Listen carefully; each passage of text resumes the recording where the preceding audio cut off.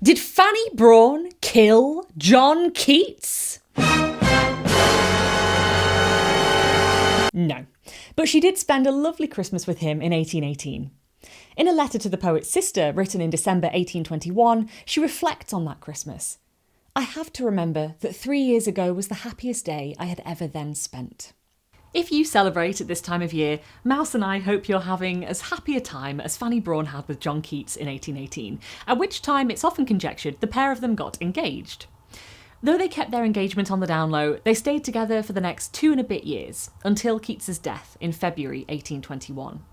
Keats's death that Fanny Brawne caused? No, he died from consumption, aka tuberculosis, and you can learn more about that fascinating disease right here. But you can probably see the time angling at something. Did people believe that Brawne had something to do with Keats's premature death? Was she responsible for the onset of his illness? And if she wasn't, where would this bizarre accusation come from?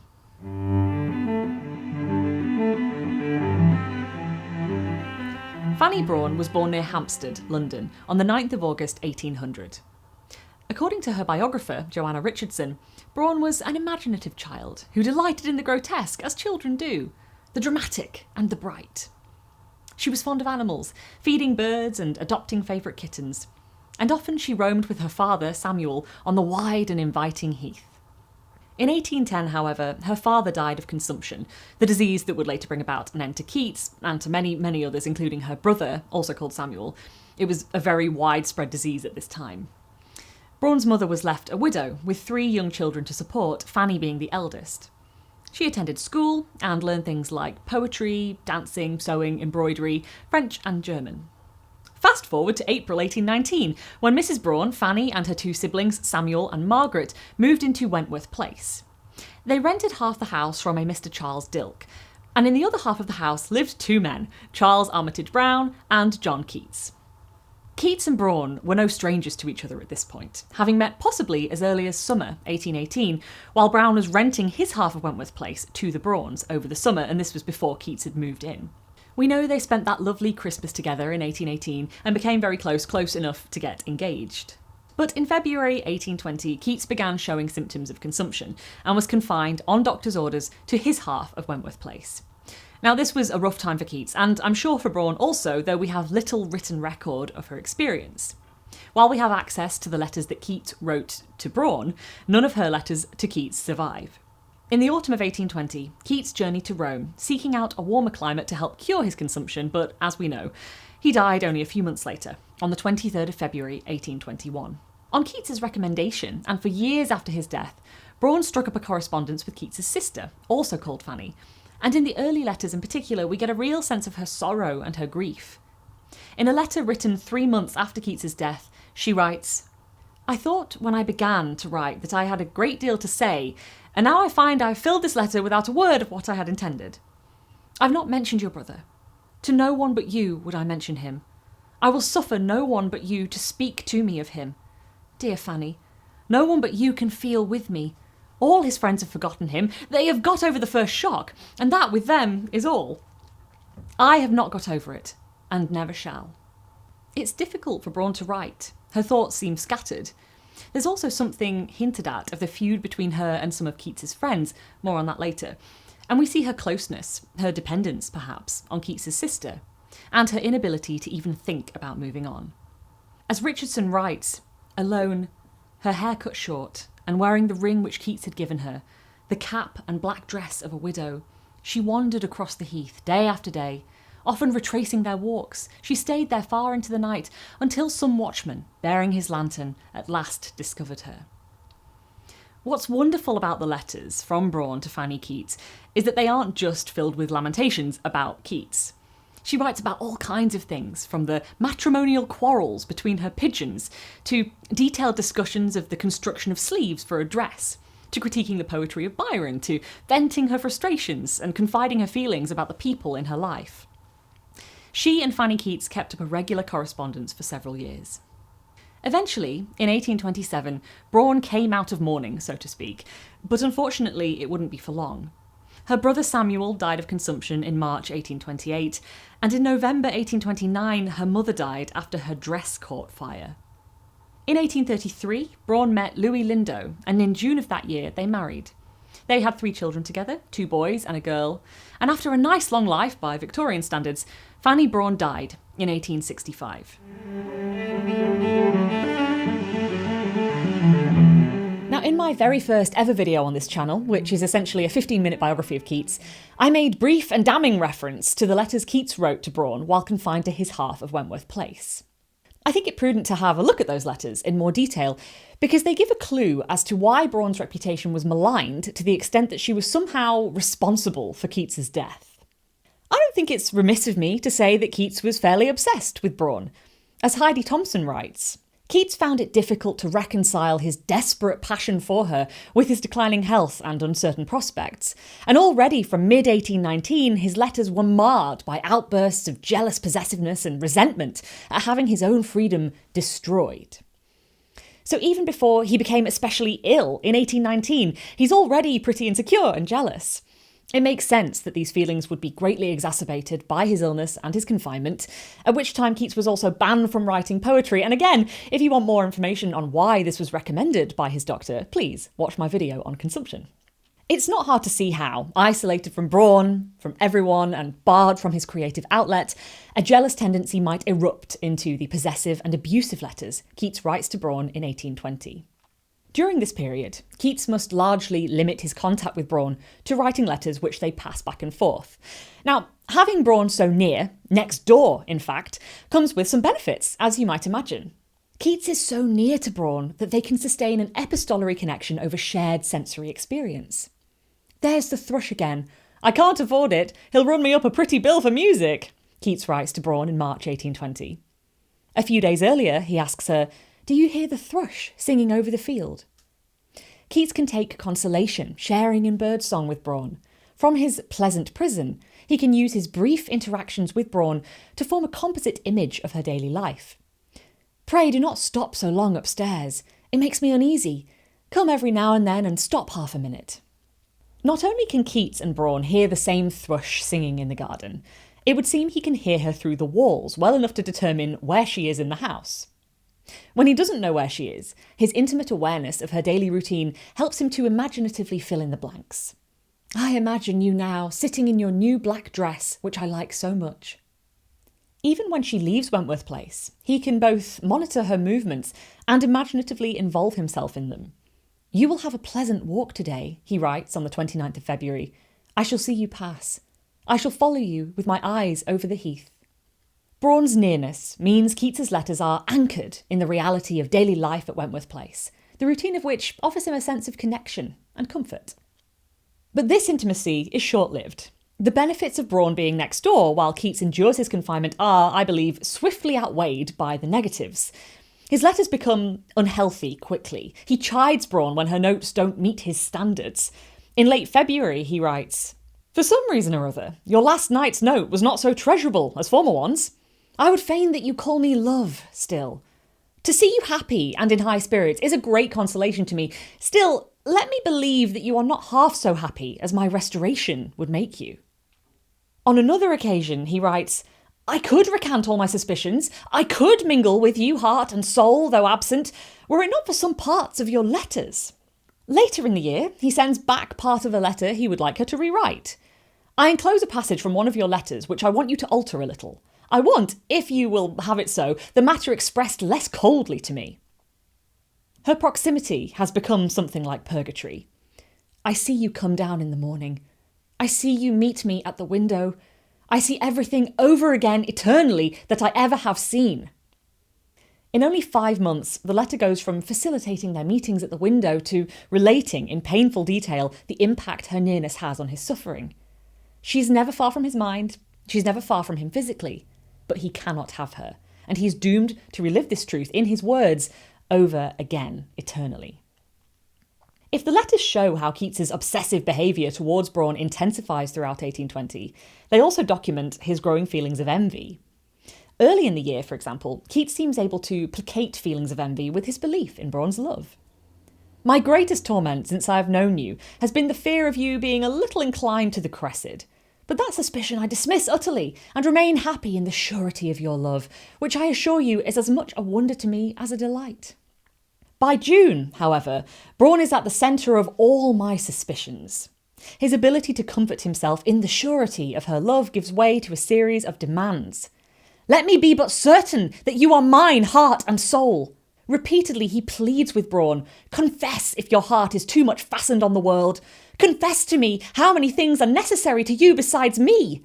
He says creepy shit like, you are to me an object intensely desirable. The air I breathe in a room empty of you is unhealthy.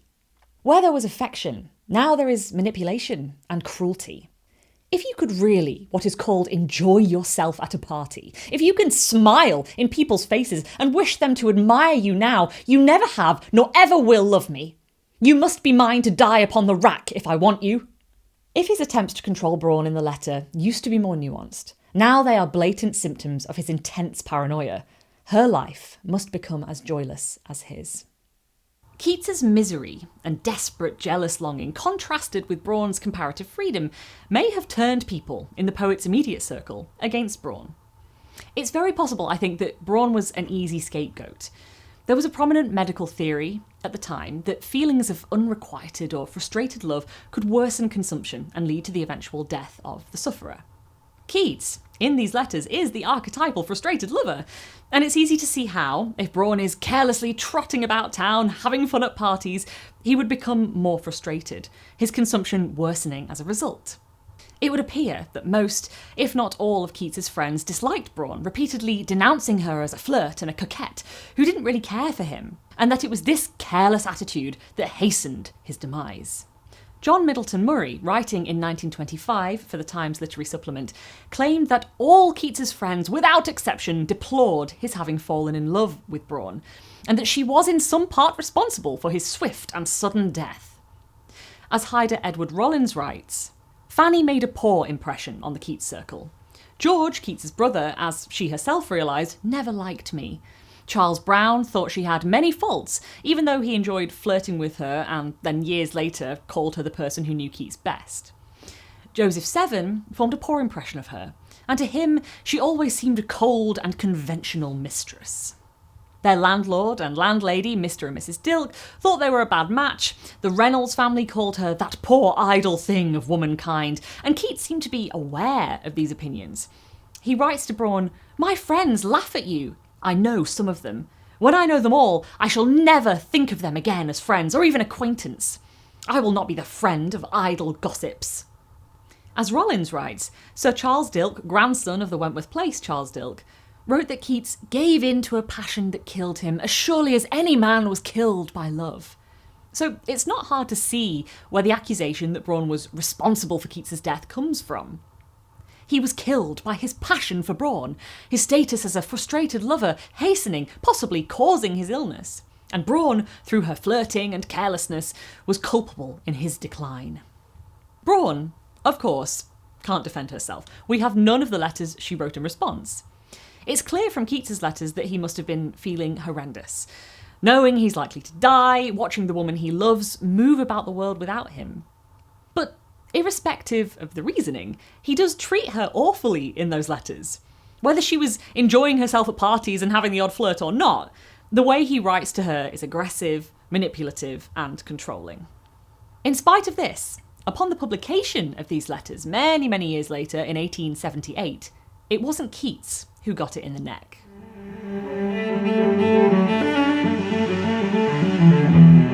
Now, the Victorian vibe surrounding the publication of Keats's letters up until 1878 was to sweep under the rug anything that might damage his reputation.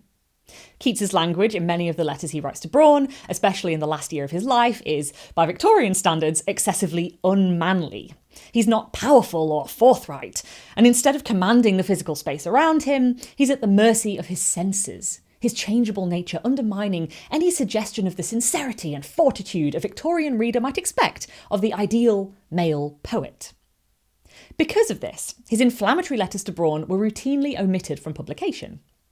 But when Harry Buxton Forman made the controversial decision to publish 37 of Keats's love letters, the poet's obsessive, overly emotional mental state was exposed, and this caused quite the stir. Part of Buxton Forman's reasoning behind publishing the letters was to vindicate the character of Fanny Braun and re-examine her often misrepresented role in Keats's final days. The volume challenged the lingering idea that Braun was somehow responsible for Keats's death. Buxton Forman argued to the contrary. It would be both unsafe and extremely unfair to conclude that Miss Braun was guilty of any real levity. Rather than casting her as the villain of the piece, Buxton Forman presented Braun favourably as the honoured lady and acknowledged her grief.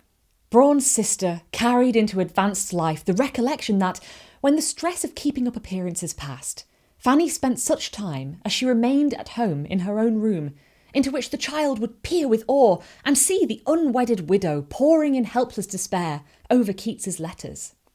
These love letters, now published, rather than inflammatory evidence of Keats's weakness and Braun's cruelty, would form the cornerstone of a tragic love story grounded in contemporary medical knowledge and the benefit of hindsight. However, as attested to by a multitude of reviews, Buxton Forman's plan backfired.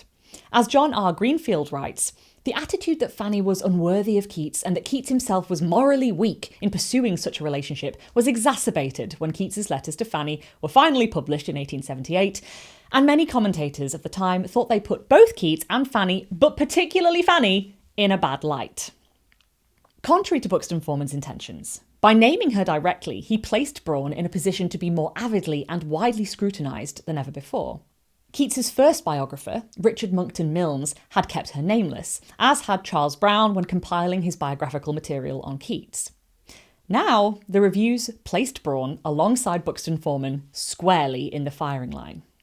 An anonymous reviewer for the New York Times wrote that while Keats's words of repressed feeling only make one admire his character the more, the best things that can be said for Miss Braun tend to raise dislike.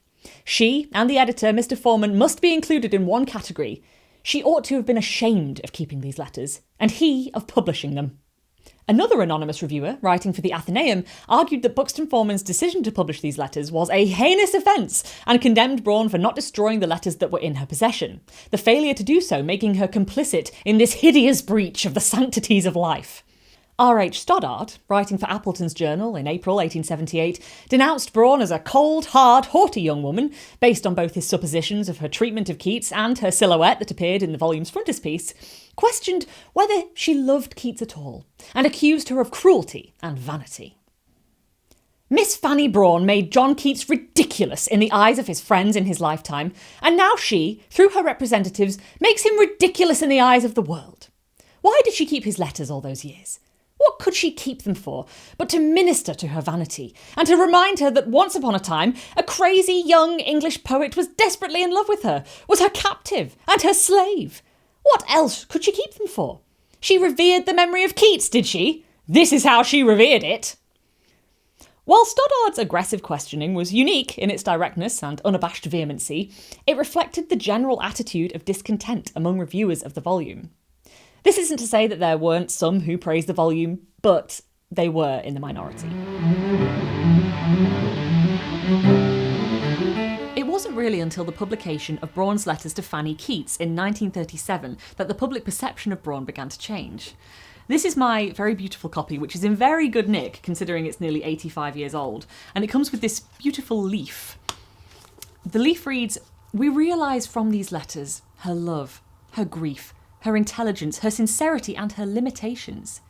It will no longer be possible to underrate Fanny Braun, whose reputation for thoughtless frivolity and shallowness was based on nothing more than a slight reference to her as a minx, and perpetuated by those who wished to believe that the whole affair was unworthy of Keats." And it does, in my view, show her love, her grief, her sincerity and intelligence and limitations. We see her ongoing grief.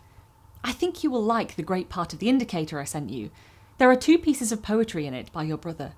I never open it, for he is connected with every page. And we get a sense of who she was as a person apart from him, someone interested in reading and literary critique. I wish I knew what books you have read, for I would write about them. There is nothing I like better to talk about, unless it is to such a very great judge that I'm afraid they will think all my delightful criticism nonsense. Don't you or do you admire Don Juan? Perhaps you like the serious parts best, but I have been credibly informed that Lord B is not really a great poet. She's someone with a skill and passion for fashion, evidenced by both her words and her drawings. Advising Fanny Keats about a prospective dress, she says, The back is something the same, but very little fullness except at the bottom of the waist. The sleeve, as you see, is a plain one of the usual size with a frill on the arm, which you can put in lace. And she's someone with an interest in raising pigeons. Your pigeons, my dear girl, I accept with the greatest pleasure. They come at a very good time, when I've just lost my favourite cat. The cats have taken Primrose, and I would not have any more, but I have so many that have no wives. She's someone with a sharp, sometimes self-deprecating sense of humour. What I have drawn is, God knows, as unlike a sleeve with an arm in it as heart can wish. And someone who seems to have a confidence in who she is and what she wants. I was asked out to tea by some friends who thought I must feel lonely. For my part, I think people are all mad. It's hard to sum the letters up, because in them, Braun feels like a multifaceted human. She's not Keats's saintly nurse who never puts a foot wrong or says a bad thing about anyone, but nor is she the evil harlot many Victorian reviewers and a good many of Keats's friends painted her to be. I'd advise you to read these in full and to read Keats's letters in full, because I am being selective here, and understanding the letters in their wider context is important to avoid making the kinds of assumptions that were made about Braun by reviewers, etc, etc. But to make an attempt at summing up these letters, they're great, because we see Braun as a big sister to Fanny Keats, as a devoted widow to Keats, and perhaps most importantly, as a woman with interests and experiences outside of these relationships. With the publication of these letters, it became easier for people to see her as a person in her own right, rather than Keats's flirtatious and wayward muse. And this brings me to the crucial point of all this: Braun's lack of a voice. Maybe she was a flirt. Maybe she was as pure as the day is long. We don't know. And that's what frustrates me about the late Victorian reviewers. We have the word of a very ill, very jealous man, and the opinions of his friends who were likely trying to protect him. Now, who knows? She might have been awful. But the way those reviewers absolutely castigate her, assuming that Keats's possessiveness must be the result of her flirtatious and unfair behaviour, to the point that her supposed carelessness hastened his death, is speculation, dangerous speculation, to the nth degree. So on the one hand, we don't have Braun's responses to Keats. She doesn't really have a written record with which she can be defended. And on the other hand, what little record she did leave behind before the publication of her letters to Fanny Keats has often been taken out of context in a way that maligns her further. In 1829, Braun responded to a letter from Charles Browne in which he asked her permission to publish letters and poems by Keats that featured her. As Richardson argues, one sentence from this letter, removed from its context and published by Dilke's grandson in 1875, was to rouse the indignation of half-informed critics for more than 60 years. And this is that sentence: "I fear the kindest act would be to let him rest forever in the obscurity to which unhappy circumstances have condemned him." So Dilke's grandson takes this as evidence that the woman he, Keats, had loved had so little belief in his poetic reputation. There are two things worth pointing out here. The first being that Dilke Jr. cuts off the start of Braun's sentence, changing it to "the kindest act would be to let him rest forever in obscurity, etc, etc. And I think the "I fear" does alter the context quite a bit. Braun fears that leaving Keats in obscurity might be the best thing, but that doesn't mean she thinks he deserves obscurity or that his poetry was shit. The "I fear" shows sadness and concern for his reputation, which famously was maligned during his lifetime by reviewers of his poetry. It reads to me more as protective. It's not that she underestimated him necessarily or was trying to get in the way of his everlasting fame. She was concerned about how others would view him and his poetry, and I think she has a good understanding of how hurt he actually was during his lifetime by public critique. There's another sentence in this letter that you could easily take out of context, a sentence that Braun included in her draft of the letter but eventually crossed out. "I was more generous 10 years ago.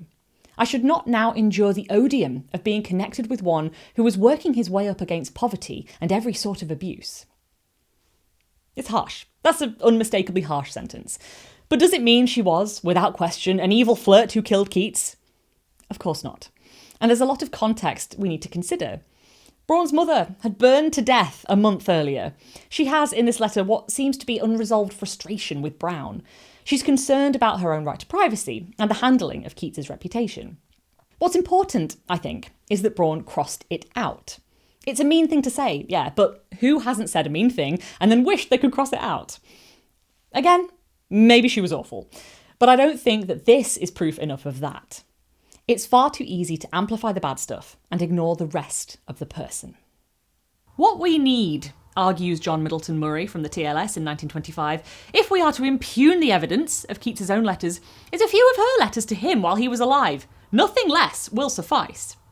He then goes on to quote from a letter written by Keats in which Keats quotes Braun as having said, "You must be satisfied in knowing that I admired you much more than your friend." Keats has said that he was hurt by this, and the reviewer claims that this is evidence that Braun spoke with the unmistakable voice of a coquette.